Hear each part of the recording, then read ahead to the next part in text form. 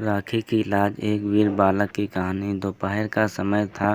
रामनगर के लोग इकट्ठा हुए थे। गांव से कुछ दूरी पर एक नदी थी जिसमें एक तैराक गोता लगाकर अपनी कला का प्रदर्शन करते थे। एक सैलानी घूमता फिरता वहां आया, अपने कपड़े उतारे और स्नान करने लगा, लेकिन उसको यह नहीं पता था कि वहां पानी बहुत ज़्यादा गहरा है।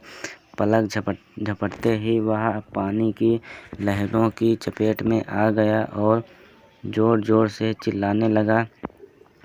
भाग्यवश वहाँ एक लड़का खड़ा था। उसकी आवाज़ सुनकर वह नदी में कूद पड़ा। कुछ ही देर में वह डूबते हुए सैलानी के निकट पहुँचा और उसके बालों को पकड़ कर नदी के किनारे पर लाया। सभी लोग उस वीर बालक की साहस को देखकर दंग रह गए। करण ने गर्व से बताया कि आज मैंने राखी की लाज रख ली। वो कैसे? करण की बहन ने पूछा। करण ने बताया, आज मैं अपने एक डूबते हुए आदमी को बचा लिया। राखी तो भी इसीलिए ही बांधी जाती है।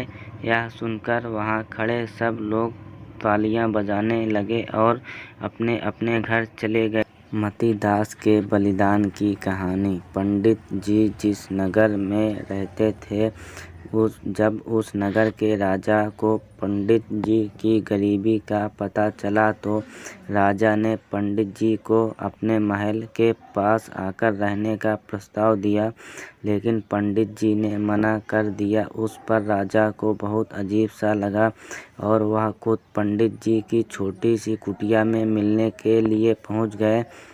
राजा जब पंडित जी की कुटिया में पहुंचा तो थोड़ी देर बात करने के से पूछा, पंडित जी, आपको कोई तकलीफ तो नहीं है?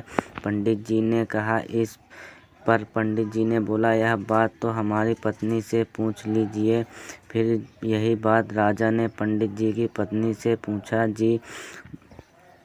पत्नी ने बोला, नहीं, अभी तो मेरे कपड़े फटे भी नहीं हैं और मटका भी नहीं टूटा है और इमली का पेड़ भी है, इसलिए हम लोगों को अभी कोई परेशानी नहीं है। हम दोनों लोग बहुत ही काम चीज़ों में ही बहुत खुश हैं। यह बात सुनकर राजा बहुत ही खुश हुआ और दोनों को प्रणाम करके अपने घर लौट। दोस्तों, इस कहानी से हम लोगों को यही सीख मिलती है कि अपने जीवन में खुश रहना सीखो।